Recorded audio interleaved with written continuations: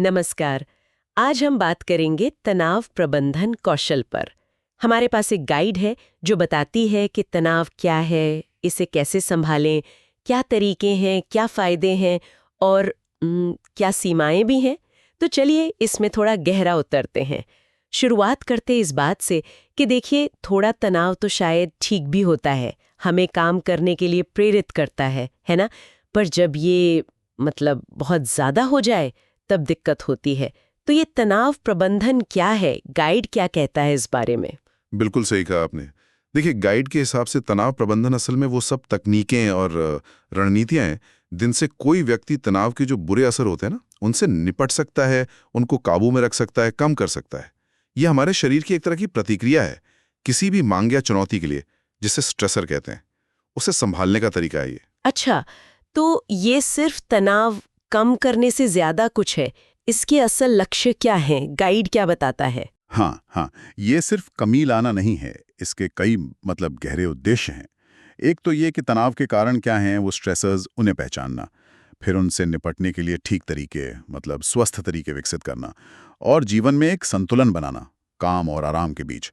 साथ ही अपनी पर्सनल और प्रोफेशनल दोनों जिंदगियों में ज्यादा प्रोडक्टिव बनना। और हाँ, गाइड इस पर भी जोर देता है कि ये भावनात्मक रूप से मजबूत बनाता है और बीमारियों से बचाता है, जैसे हाई ब्लड प्रेशर या चिंता वगैरह। ये तो वाकई जीवन के लगभग हर हिस्से को छूता लगता है।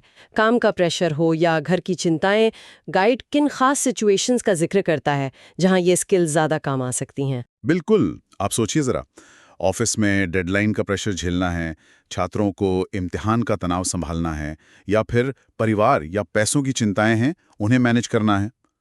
यहाँ तक कि क्या कहते हैं, एथलीट्स को भी कंपटीशन के दौरान फोकस बनाए रखने में ये तकनीकें मदद करती हैं। संक्षेप में कहें तो जहां भी दबाव है, चुनौती है, वहां तनाव प्रबंधन की जरूरत पड़ती ही है। सही बात है। चलिए अब सबसे जरूरी हिस्से पर आते हैं। वो तकनीकें कौन सी हैं? गाइड में क्या बताया गया है? कैसे बांटा गया है उन्हें? हाँ, तो गाइड ने समझने में आसानी के लिए इन्हें 4 हिस्सों में बांटा है। 4 मुख्य श्रेणियां। पहली है शारीरिक तकनीकें। इसमें आता है नियमित व्यायाम, जैसे योग, जॉगिंग या कोई खेल खेलना। गहरी सांस लेने वाले व्यायाम हैं जो तुरंत आराम देते हैं। और हाँ, अच्छी नींद लेना, पूरी नींद, ये भी बहुत जरूरी है। अच्छा, और दूसरी? दूसरी है संज्ञानात्मक तकनीकें, हमारी सोच से जुड़ी हुई। इसमें आता है पॉजिटिव सोचना, अपनी सोच को सकारात्मक रखना, जो नेगेटिव विचार आते हैं उनके पैटर्न को पहचानना और उन्हें बदलना। और टाइम मैनेजमेंट, समय को बेहतर तरीके से इस्तेमाल करना सीखना। और तीसरी? तीसरी है भावनात्मक तकनीकें, अपनी भावनाओं को समझना और व्यक्त करना, चाहे तो लिखकर या किसी भरोसेमंद दोस्त या घर के सदस्य से बात करके। एक और चीज है कृतज्ञता का अभ्यास, उन चीजों पर ध्यान देना जिनके लिए हम शुक्रगुजार हैं।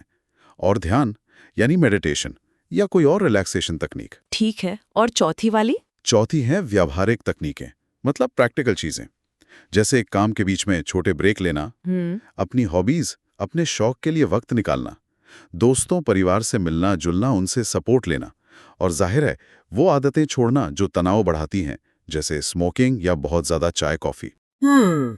ये तकनीकें तो काफी अच्छी लग रही हैं। इनके फायदे तो शायद साफ ही हैं।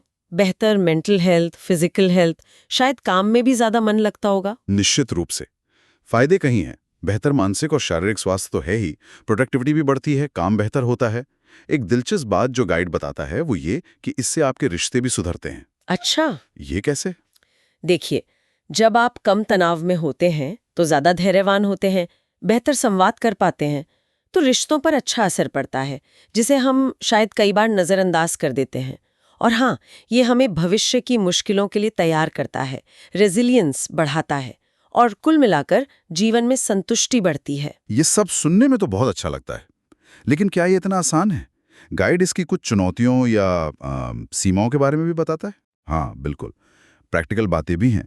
गाइड कुछ सीमाएं बताता है, जैसे इन तकनीकों को सीखने और असर दिखाने में वक्त लगता है और लगातार अभ्यास करना पड़ता है। ये कोई जादू की छड़ी नहीं है। दूसरी बात, जो तरीका एक के लिए काम करता है जरूरी नहीं वो दूसरे के लिए भी करे। हर किसी को अपने लिए सही तरीका ढूंढना पड़ता है, ट्रायल एंड एरर। सही। कभी कभी ऐसा भी होता है कि लोग इन आराम देने वाली एक्टिविटीज पर इतने निर्भर हो जाते हैं कि जरूरी काम टालने लगते हैं, प्रोक्रेस्टिनेशन। हाँ, ये भी हो सकता है। और ये भी याद रखना जरूरी है कि कुछ तकनीकें शायद सिर्फ ऊपरी तौर पर अस्थायी राहत दें, तनाव की जड़ तक ना पहुंचे। और सबसे बड़ी चुनौती शायद है आत्मानुशासन बनाए रखना, रोज करना। तो कुल मिलाकर बात यह है कि तनाव तो शायद आजकल की जिंदगी का हिस्सा है ही। उससे बचा नहीं जा सकता पूरी तरह, लेकिन उसे सही ढंग से संभालना सीखना, ये एक स्वस्थ और क्या कहेंगे प्रोडक्टिव जिंदगी के लिए बहुत जरूरी है। बिल्कुल सही कहा। ये कौशल हमें रोजमर्रा के दबावों से, अचानक आने वाली मुश्किलों से और अपने इमोशनल उतार चढ़ाव से निपटने की ताकत देते हैं। गाइड का सार यही है कि सही तकनीकों और एक एक्टिव सोच के साथ हम तनाव को एक नेगेटिव चीज मानने की बजाय एक ऐसी ताकत में बदल सकते हैं जो हमें आगे बढ़ने में मदद करे, जिससे हमारा मानसिक और शारीरिक स्वास्थ्य बेहतर हो और जीवन की गुणवत्ता सुधरे। तो यहाँ हम एक विचार के साथ आपको छोड़े जाते हैं।